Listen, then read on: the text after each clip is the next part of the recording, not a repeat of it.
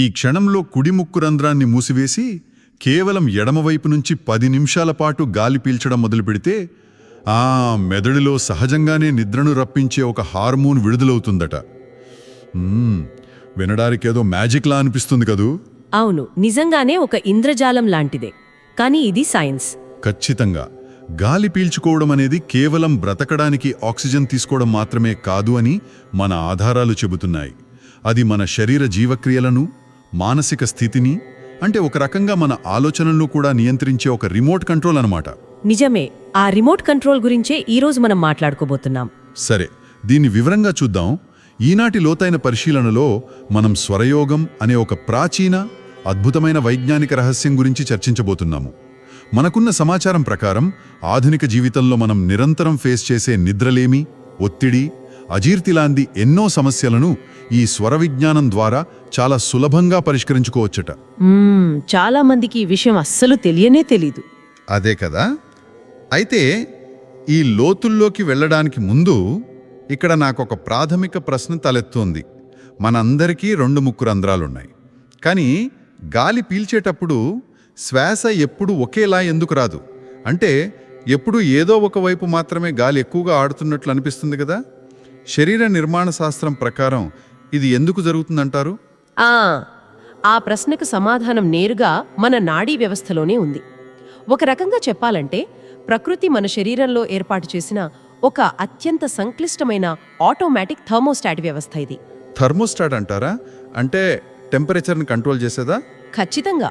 సాధారణంగా ప్రతి గంటన్నరకొకసారి మన శ్వాస ఒక నాసికా రంధ్రం నుంచి మరొక దానికి ఆటోమేటిక్గా మారుతూ ఉంటుంది. దీనినే స్వరశాస్త్రంలో సూర్యనాడి మరియు చంద్రనాడి అని పిలుస్తారు. ఓహో, సూర్యనాడి, చంద్రనాడి పేర్లు భలే ఉన్నాయి. అవును. కుడి నాసికా రంధ్రం ద్వారా ప్రవహించే శ్వాస సూర్యస్వరం. ఇది మన నాడీ వ్యవస్థలోని సింపథెటిక్ నర్వస్ సిస్టమ్ను ఉత్తేజపరుస్తుంది. అంటే శరీరంలో ఉష్ణాన్ని, శక్తిని, అదే ఏదైనా పని చేయడానికి అవసరమైన చురుకుదనాన్ని పెంచుతుందన్నమాట. సరే, మరి ఎడంవైపు సంగతి ఏంటి? ఇక ఎడమ నాసికా రంధ్రం ద్వారా ప్రవహించే శ్వాసను చంద్రస్వరం అంటారు. ఇది పారాసింపథెటిక్ నర్వస్ సిస్టమ్ను యాక్టివేట్ చేస్తుంది.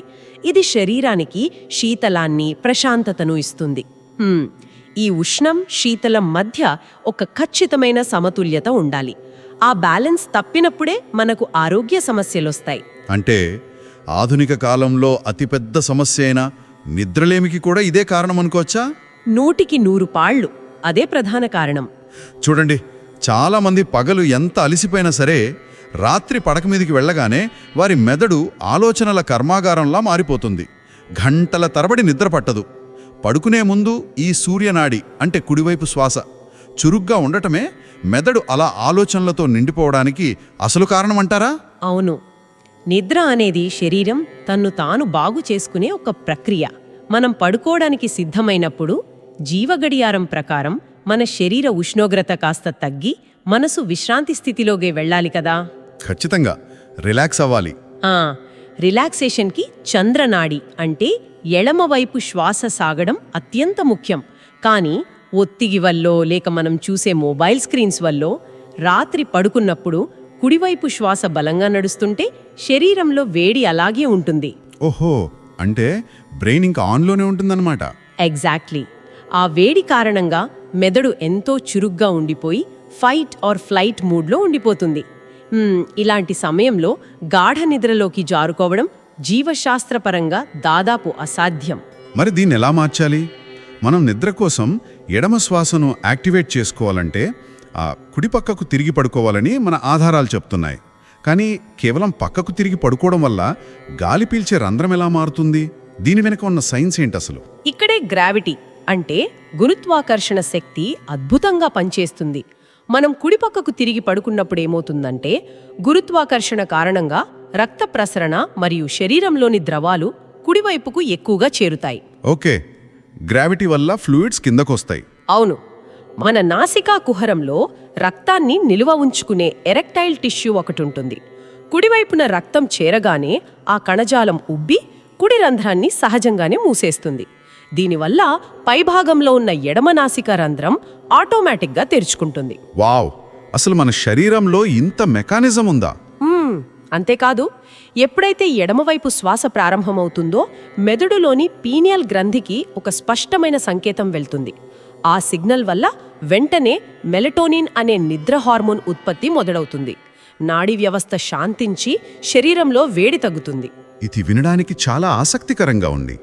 అంటే నిద్ర మాత్రలు వేసుకుని కృత్రిమంగా మెలటోనిన్ను శరీరంలోకి పంపే బదులు కేవలం కుడిపక్కకు తిరిగి పడుకోవడం ద్వారా మన మెదడునే స్వయంగా ఆ హార్మోన్ ఉత్పత్తి చేసేలా కమాండ్ ఇవ్వచ్చన్నమాట. అవును, ఇది చాలా సింపుల్ అండ్ న్యాచురల్ టెక్నిక్. ఇక నిద్ర తర్వాత మన రోజువారీ జీవితంలో అత్యంత ముఖ్యమైనది ఆహారం మరియు జీర్ణ వ్యవస్థ. మనం తీసుకునే ఆహారం జీర్ణం కావాలంటే శరీరంలో జఠరాగ్ని ఉండాలి అని, కాబట్టి కుడి శ్వాస నడుస్తున్నప్పుడు మాత్రమే భోజనం చేయాలని ఆధారాలు వివరిస్తున్నాయి. అవును, అగ్నితత్వం అనేది జీర్ణక్రియకు చాలా అవసరం. అయితే ఇక్కడ నన్ను ఆశ్చర్యపరిచిన విషయం ఇంకోటి ఉంది. ఒకవేళ ఎడమ శ్వాస నడిస్తే ఆహారం విషతుల్యంగా మారుతుందని కూడా అందులో ఉంది. ఇది కొంచెం భయపెట్టేలా ఉంది. అసలు ఇది జీవశాస్త్రపరంగా నిజంగా అలా జరుగుతుందా? చూడండి, విషతుల్యం అనే పదం బహుశా ప్రాచీన కాలంలో వాడిన కాస్త తీవ్రమైన పదం కావచ్చు. కానీ దాని వెనుకున్న సైన్స్ 100% పాళ్ళు నిజం. అంటే నిజంగానే ఫుడ్ పాయిజన్లా అవుతుందా? ఇక్కడేంటంటే జీర్ణక్రియ అనేది ఒక రసాయనిక అగ్ని ప్రక్రియ. మన కడుపులోని ఎంజైమ్లు, ఆమ్లాలు ఆహారాన్ని విచ్ఛిన్నం చెయ్యాలంటే వాటికి ఒక నిర్దిష్టమైన టెంపరేచర్ కావాలి. కుడి శ్వాస నడుస్తున్నప్పుడు శరీరంలో ఈ వేడి సమృద్ధిగా ఉంటుంది. సరే, కుడివైపు అయితే హీట్ ఉంటుంది. కానీ ఎడమ శ్వాస అనేది శరీరానికి చల్లదనాన్ని ఇస్తుంది కదా. ఆ చల్లదనం నడుస్తున్నప్పుడు మనం ఆహారం తీసుకుంటే కడుపులోని ఎంజైముల పనితీరు పూర్తిగా మందగిస్తుంది. అగ్నితత్వానికి ఆటంకం కలగడం వల్ల ఆహారం సరిగ్గా జీర్ణం కాక కడుపులోనే పులిసిపోతుంది. ఓహో, అంటే ఫర్మెంటేషన్ లాంటిది జరుగుతుందా? అవును, ఈ పులిసిపోయిన ఆహారమే గ్యాస్, ఎసిడిటీ లేదా దీర్ఘకాలంలో ఊబకాయం లాంటి సమస్యలకి దారితీస్తుంది. అరగని ఈ వ్యర్థాలనే ప్రాచీనులు విషతుల్యంగా వర్ణించారు. ఒక నిమిషం, అంటే ఎడమవైపు శ్వాస ఆడుతున్నప్పుడు భోజనం చేస్తే అది ఎలా ఉంటుందంటే ఒక స్మార్ట్ ఏసీ ఉన్న గదిలో హీటర్ ఆన్ చేయాల్సిన సమయంలో కూలింగ్ ఆన్ చేసినట్లు ఉంటుందన్నమాట. భలే చెప్పారు, కరెక్ట్గా సరిపోయే పోలిక ఇది. ఏకకాలంలో 2 వ్యతిరేక పనులు జరిగినప్పుడు బాడీలోని సిస్టమ్ కన్ఫ్యూజ్ అవుతుంది. దానికి పరిష్కారంగా భోజనానికి ముందు కొద్దిసేపు ఎడమ పక్కకు వాలి పడుకోవడం ద్వారా కుడి శ్వాసను తీసుకురావచ్చని నాకు అర్థమైంది. ఖచ్చితంగా భోజనానికి ముందు కుడి శ్వాసను యాక్టివేట్ చేయడం చాలా ముఖ్యం. మరి నీళ్లు తాగేటప్పుడు కూడా ఇలాంటి నియమమే ఉందా? అవును, నీటి ప్రధాన లక్షణం శరీరాన్ని చల్లబరచడం, హైడ్రేట్ చేయడం కదా. కాబట్టి నీరు త్రాగేటప్పుడు చంద్రనాడి అంటే ఎడమ శ్వాస నడుస్తూ ఉండటం ఎప్పుడూ మంచిది. ఓకే, అంటే వాటర్ అండ్ లెఫ్ట్ బ్రీత్ రెండూ కూలింగ్ ఎఫెక్ట్ ఇస్తాయి. అవును, అది నీటి సహజ గుణంతో సరిపోతుంది. కాబట్టి కిడ్నీల మీద, మూత్రపిండాల వ్యవస్థ మీద అనవసరమైన భారం పడదు. సో భోజనం చేయాలంటే కుడి శ్వాస, నీరు తాగాలంటే ఎడమ శ్వాస. ఇది రోజువారీ జీవితంలో అలవాటు చేసుకోవాల్సిన అతి ముఖ్యమైన నియమం. భౌతిక శరీరానికి సంబంధించిన ఉష్ణం, చల్లదనం గురించి బానే ఉంది. కానీ శ్వాస ద్వారా మన ఎమోషన్స్ని అంటే మనసుని కూడా కంట్రోల్ చేయవచ్చనే ఆధారాలు చెప్తున్నాయి. అవును, ఎమోషన్స్కి బ్రీత్కి చాలా డైరెక్ట్ కనెక్షన్ ఉంది.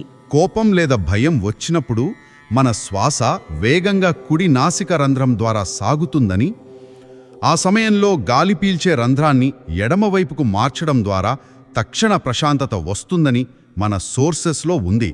అంటే కేవలం గాలి వెళ్లే దారిని మార్చడం ద్వారా పానిక్ అటాక్ని లేదా విపరీతమైన కోపాన్ని ఆపగలమా? ఇది నిజంగా అంత సులభమా? సులభమని కాదు, కానీ ఇది ఖచ్చితంగా సాధ్యం. ఎందుకంటే దీని వెనుక మెదడు పనితీరుకు సంబంధించిన క్రాస్ వైరింగ్ వ్యవస్థ ఉంది. క్రాస్ వైరింగ్ అంటే ఏంటి? మన శరీరంలో ఎడమవైపు భాగాన్ని కుడి మెదడు నియంత్రిస్తుంది.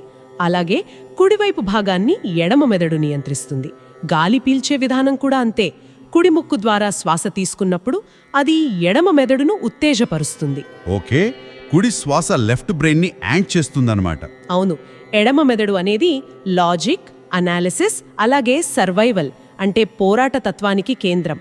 అందుకే కోపం వచ్చినప్పుడు ఆవేశాన్ని పెంచే కుడి శ్వాస దానంతటదే మొదలవుతుంది. అరే, మనం గమనించం కానీ మన కోపానికి బాడీ ఎలా సహకరిస్తుందన్నమాట. నిజమే. అలాంటప్పుడు మనం స్పృహతో దానిని ఎడమవైపుకు మార్చినట్లయితే, అంటే ఎడమ శ్వాస తీసుకుంటే అది నేరుగా కుడి మెదడును తట్టిలేపుతుంది. కుడి మెదడు ప్రశాంతతకు, సృజనాత్మకతకు నిలయం. సో ఆటోమేటిక్గా కూల్ అయిపోతాం. అవును, పారాసింపథెటిక్ సిస్టమ్ యాక్టివేట్ అవ్వగానే కోపాన్ని కొనసాగించడానికి అవసరమైన రసాయనిక వేడి మెదడుకు అందదు. దాంతో సహజంగానే నాడీ వ్యవస్థ చల్లబడి కోపం తగ్గిపోతుంది. ఈ క్రాస్ వైరింగ్ కాన్సెప్ట్ నిజంగా అబ్బురపరుస్తుంది. అంటే మనం కష్టమైన లెక్కలు చేయాలన్నా లేదా ఏదైనా సమస్యను విశ్లేషించాలన్నా కుడి శ్వాస అవసరం. ఎందుకంటే అది లాజికల్ ఎడమ మెదడును వాడేలా చేస్తుంది కాబట్టి. ఖచ్చితంగా. అదే గాఢమైన ఆలోచనలు చెయ్యాలన్నా లేదా ఏదైనా కళాత్మకమైన పని చేయాలన్నా కుడి మెదడును తట్టిలేపే ఎడమ శ్వాస అవసరం. అయితే ఇక్కడే నాకు ఇంకో సందేహం కలుగుతోంది. చెప్పండి. కుడి ఎడమ స్వరాల గురించి మాట్లాడుకున్నాం, కానీ ఈ మార్పిడి జరిగే సమయంలో ప్రతి గంటన్నరకొకసారి 2 రంధ్రాల నుంచి సమానంగా శ్వాస ఆడుతుందట. దానిని సుషుమ్న స్వరం అంటారు కదా.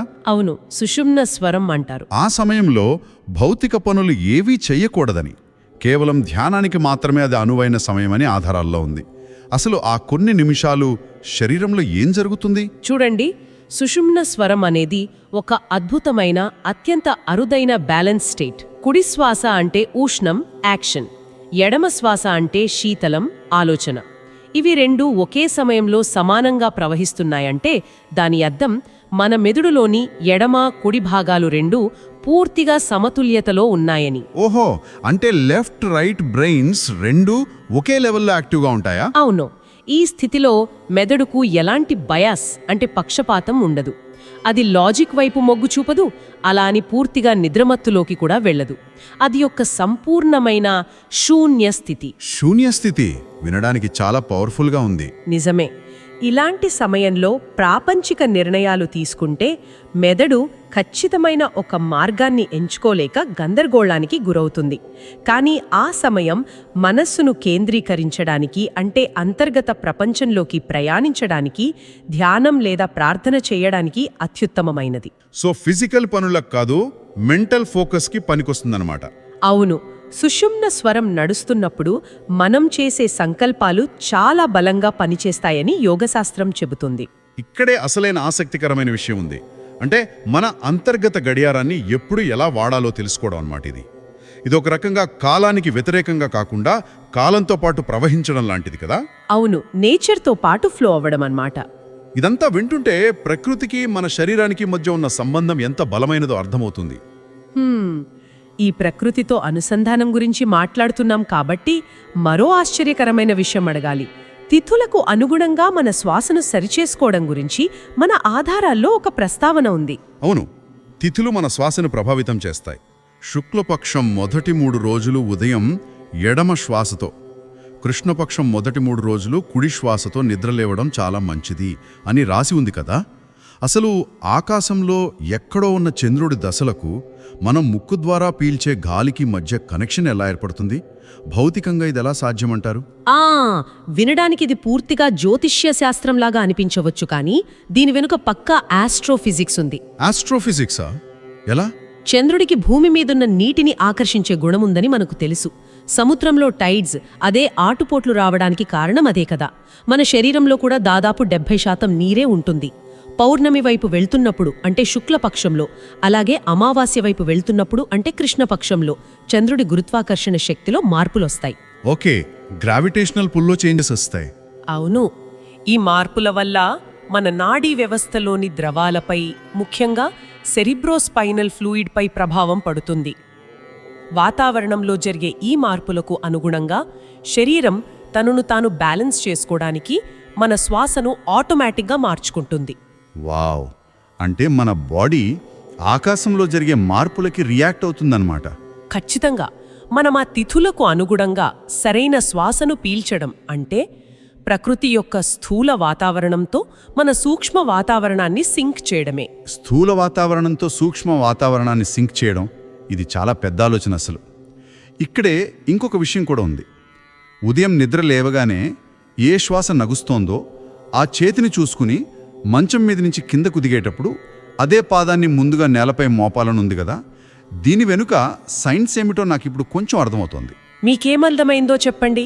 అంటే మన శరీరంలో ఉన్న ఒక విద్యుత్ వలయాన్ని, ఒక ఎలక్ట్రికల్ సర్క్యూట్ని భూమి యొక్క మెయిన్ నెట్వర్క్కి కనెక్ట్ చేయడం లాంటిదన్నమాట ఈ పాదం మోపే పద్ధతి. మన బాడీలో ఉన్న వైఫైని డైరెక్ట్గా యూనివర్స్కి కనెక్ట్ చేస్తున్నట్టుంది. మీరు చెప్పిన వైఫై లేదా ఎలక్ట్రికల్ నెట్వర్క్ పోలిక 100% ఖచ్చితమైనది. మన శరీరానికి ఒక ఎలక్ట్రోమాగ్నెటిక్ ఫీల్డ్, విద్యుదయస్కాంత క్షేత్రం ఉంటుంది. అలాగే భూమికి కూడా ఒక బలమైన అయస్కాంత క్షేత్రం ఉంటుంది. ఉదయం నిద్ర లేవగానే ఆ క్షణంలో ఏ నాడి చురుగ్గా ఉందో గమనించి ఆ నాడికి సంబంధించిన పాదాన్ని ముందుగా నేల మీద మోపడం ద్వారా మనం గ్రౌండింగ్ అనే ప్రక్రియను చేస్తున్నాం. ఓకే, కరెంట్ వైర్కి గ్రౌండింగ్ ఇస్తాం కదా, అలాగా? అవును. ఏ శ్వాస నడుస్తోందో ఆ వైపు శరీరంలో ప్రాణశక్తి ఎక్కువగా కేంద్రీకృతమై ఉంటుంది. ఆ వైపు పాదాన్ని భూమికి తాకించడం ద్వారా మన బాడీ ఎలక్ట్రికల్ సిస్టమ్కు ఎలాంటి షార్ట్ సర్క్యూట్ జరగకుండా భూమితో ఒక సురక్షితమైన కనెక్షన్ ఏర్పరుస్తున్నాం. దీనివల్ల రోజంతా నాడీ వ్యవస్థ స్థిరంగా పనిచేస్తుంది. సూర్యోదయ, సూర్యాస్తమయ సమయాల్లో శ్వాస మారేటప్పుడు ప్రశాంతంగా కూర్చోవడం వల్ల కూడా ఈ గ్రౌండింగ్ బాగా జరుగుతుంది. అద్భుతమైన లాజిక్ ఇది. ఇక చివరిగా ఆధునిక వైద్యానికి మరియు స్వరయోగానికి మధ్యున్న తేడా గురించి కూడా మనం విశ్లేషించాలి. అవును, అది చాలా ముఖ్యం. సాధారణంగా మనకు తలనొప్పి వస్తే వెంటనే ఒక టాబ్లెట్ వేసుకుంటాం, జ్వరం వస్తే పారాస్టమాల్ వేసుకుంటాం. కానీ స్వరయోగం దీనికి పూర్తి భిన్నమైన విధానాన్ని సూచిస్తోంది. తలనొప్పి ఉన్నప్పుడు శ్వాస దిశను మార్చడం, జ్వరం వచ్చినప్పుడు సూర్యనాడిని ఆపి పకడ్బందీగా చంద్రనాడిని నడపడం ద్వారా ఉష్ణోగ్రతను తగ్గించవచ్చని చెబుతోంది. మందులు లేకుండా కేవలం శ్వాసతో జ్వరాన్ని తగ్గించడం జీవశాస్త్రపరంగా ఏమాత్రం సాధ్యమంటారు? చూడండి, ఆధునిక మందులు జ్వరం అనే లక్షణానికి అంటే సిమ్టమ్కి మాత్రమే చికిత్స చేస్తాయి. కానీ స్వరయోగం మూల కారణానికి చికిత్స చేస్తుంది. యోగశాస్త్రం ప్రకారం మన శరీరంలో 72,000 నాడులున్నాయి. 72,000? అవును. ఈ నాడులన్నింటిలో ప్రాణశక్తి ప్రవహించడానికి కరెంటు వైరు లాంటిదే మన శ్వాస. జ్వరం అంటే శరీరంలో ఏర్పడిన విపరీతమైన వేడి లేదా ఒక ఇన్ఫ్లమేషన్. ఆ సమయంలో మనం సూర్యనాడిని మూసివేసి చంద్రనాడి అంటే ఎడమ ముక్కు ద్వారా మాత్రమే గాలి పీల్చితే మనం నేరుగా వేగస్ నర్వ్ ద్వారా మెదడుకు శరీరాన్ని చల్లబర్చండి అనే కమాండ్ పంపుతాము. అంటే బాడీకి డైరెక్ట్గా కూలింగ్ కమాండ్ ఇస్తున్నాం అన్నమాట. అవును. ఇది కేవలం మ్యాజిక్ కాదు, నాడీ వ్యవస్థ స్థాయిలో జరిగే థర్మల్ రెగ్యులేషన్. శరీరంలోని వేడిని సహజంగా తగ్గించే కూలింగ్ థెరపీ ఇది. అలాగే వాతావరణం బాగా చలిగా ఉండి వణుకొస్తున్నప్పుడు కుడి శ్వాస నడపడం ద్వారా క్షణాల్లో శరీరంలో వెచ్చదనాన్ని పుట్టించవచ్చు. బాడీ తనను తాను హీల్ చేసుకుంటోందన్నమాట. కరెక్ట్. మన శరీరం తనకు తాను నయం చేసుకునే ఈ అంతర్గత ప్రక్రియను మనం కేవలం ఉచ్ఛ్వాస నిశ్వాసల ద్వారా యాక్టివేట్ చేస్తున్నాం. ఇదంతా వింటుంటే ఒక మనిషిగా మన శరీరంలో ఎలాంటి ఇన్బిల్ట్ మాన్యువల్ దాగి ఉందో దానిని మనం ఎంతగా నిర్లక్ష్యం చేస్తున్నామో అర్థమవుతోంది కదా. అవును, మనం శ్వాసను చాలా టేక్ ఇట్ ఫర్ గ్రాంటెడ్గా తీసుకుంటాం. ఒకసారి ఇవన్నీ క్రోడీకరించుకుంటే యుద్ధం, క్రీడలు, శారీరక శ్రమ అవసరమైన పనులకు ఉష్ణాన్నిచ్చే కుడి శ్వాస ఉండాలి. శాంతి చర్చలకు, విద్యార్జనకు, సృజనాత్మక ఆలోచనలకు చల్లదనాన్నిచ్చే ఎడవ శ్వాస ఉండాలి. కరెక్ట్. అలాగే పడుకునే ముందు నిద్ర కోసం ఎడమ శ్వాస, జీర్ణ వ్యవస్థ సరిగ్గా పనిచేయడానికి భోజనం చేసే సమయంలో కుడి శ్వాస ఉపయోగించాలి. దీనికి పెద్దగా సాధన అవసరం లేదు, అసలు ఖర్చు అంతకన్నా లేదు. కేవలం మన శరీరం పట్ల, శ్వాస పట్ల కొంత ఎరుక పెంచుకుంటే సరిపోతుంది కదా. ప్రతి శ్వాస మన ఆయుష్ను, మన నిర్ణయాలను ఎలా ప్రభావితం చేస్తోందో స్వరయోగం చాలా స్పష్టంగా నిరూపిస్తోంది. నిజమే. ఇది పూర్తిగా ఒక స్వీయ పరిశీలనతో కూడిన అద్భుతమైన విజ్ఞానం. ఎవరైనా సరే రోజు ఉదయం నిద్రలేవగానే మంచం మీద నుంచి దిగే ముందు కేవలం 1 నిమిషం పాటు ఏ ముక్కు ద్వారా గాలి వస్తుందో గమనించడం మొదలు పెడితే నెమ్మదిగా ఆ శ్వాసను నియంత్రించే సామర్థ్యం వాటంతటవే వస్తాయి. శ్వాసను అర్థవంతంగా, సమతుల్యంగా ఉంచుకోగలిగితే శారీరక, మానసిక సమస్యలు మన దరిదాపుల్లో కూడా రావు. అద్భుతంగా చెప్పారు. అయితే ఈ లోతైన విశ్లేషణను ముదించే ముందు వినేవారికి ఒక చిన్న ఆలోచన వదిలేయాలనుకుంటున్నాను. మనం ఏమాత్రం పట్టించుకొని మనకు తెలియకుండానే నిరంతరం జరిగే శ్వాస అనే ఒక సాధారణ ప్రక్రియలో ఇంతటి అద్భుతమైన శక్తి, మన ఆయుష్ను నిర్ణయించే రహస్యం దాగి ఉంటే, మనకు తెలియకుండా మన శరీరంలో నిరంతరం లయబద్ధంగా జరిగే ఇంకెన్ని రహస్య ప్రక్రియలు మన రోజువారీ నిర్ణయాలను, మన భవిష్యత్తును శాసిస్తున్నాయో కదా. అసలు మనకు తెలియని ఆ అంతర్గత శక్తులు ఇంకేమున్నాయి? ఒకసారి ఆలోచించండి. మరో అద్భుతమైన విశ్లేషణతో మళ్ళీ కలుద్దాం.